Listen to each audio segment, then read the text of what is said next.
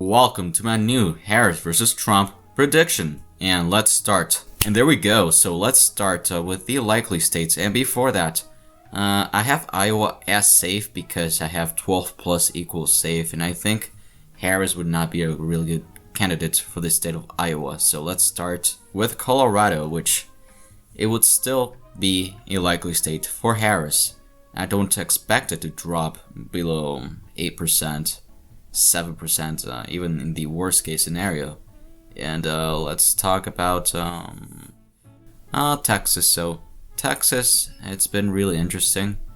It has moved to the left slightly, but that's mostly due to the fact that Donald Trump is not the greatest candidate for this state. And I see Trump winning this state by around anywhere from, I would say, 6 to 9%, quite easily. And now let's talk about New Mexico. So New Mexico, it's really interesting. It could easily drop to lean, which I could see why some people put it as lean. Well, at the moment, I have it as likely until we see things how 2022 goes out. And if the economy is really bad, then I'm probably gonna make it go lean for Kamala Harris. But until then, it's gonna be likely for now. So let's talk about the next state. So let's talk about Florida. So everybody knows that if it's Donald Trump or Ron DeSantis on the ticket in 2024, it's almost surely that Florida will vote to the right than 2020. And I see Donald Trump winning his home state or DeSantis' home state by around anywhere from give or take 5 to 8%, which is why there's a small chance that we might see Florida vote to the right of Texas, which would be quite weird. And for the next state, so as many of you know, Virginia has gotten quite interesting in the last couple of weeks because of the Youngkin win.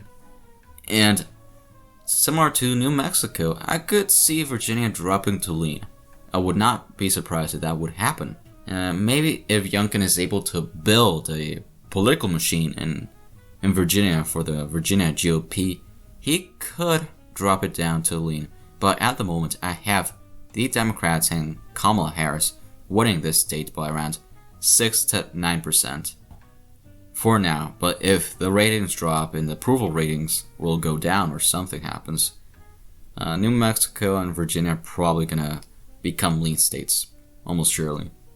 And now for the last likely state, or I should say district, for the 2nd district of Maine. It went to Donald Trump, I think in 2020, or I should say, 2020, let's go there, by around 7.4%. And I think it's going to be really, really tight. Almost, by tight, I mean between likely and safe. And I think Donald Trump just misses on the safe category on this district. And I see him winning here by around 11%. And before I forget, for Ohio, briefly, it's gonna vote slightly, not to the left, but not as much to the right as Iowa, in my opinion. I think Ohio votes around 10%, and then I see Iowa voting around 12% in 2024 within this scenario between Harris and Donald Trump. And as you can see, Harris has 209, while Donald Trump leads with 219. And for the lean states, so for Minnesota was quite interesting because if you go back to 2016, or I should say is quite interesting, and was interesting in 2016 because Clinton only won about around 1.5%, and I think Kamala Harris would do around that margin. I think she would win around 1.5%, but the way that the approval rating is going, I would not be surprised if it's tilt. But for now, I'm not gonna jump the gun or something like that. It's gonna be lean around 1 to 2% for Harris. For the next lean state, so let's talk about North Carolina. North Carolina, theoretically speaking, could vote around anywhere from 4 to 6, so they could become a likely state for Donald Trump in 2024. I think he just barely misses out on that categorization, and I think he wins here by around 4%. And let's talk about briefly for the 2nd district at large. It drops down to lean, kind of like similar to what happened with Hillary Clinton Yeah, should be around anywhere from like 3 or 4%, maybe 1% or 1.5 if things are really bad. But moving on for the next state, Wisconsin. I think Donald Trump wins this state just above a lean margin by around 1.25% in my opinion. And I see him winning this quite easily and, flipping it to the right. Compared to the other ones, I don't think it will be that big of a margin. I think Wisconsin, because it's trending to the right, it would be one of the biggest and best showings in the Rust Belt for Donald Trump. And for Arizona, I do in fact have it as lean. The state, if you go back to like 2012, and from then on, it has trended to the left, to the left quite a lot. Especially with Donald Trump, it has gone quite to the left.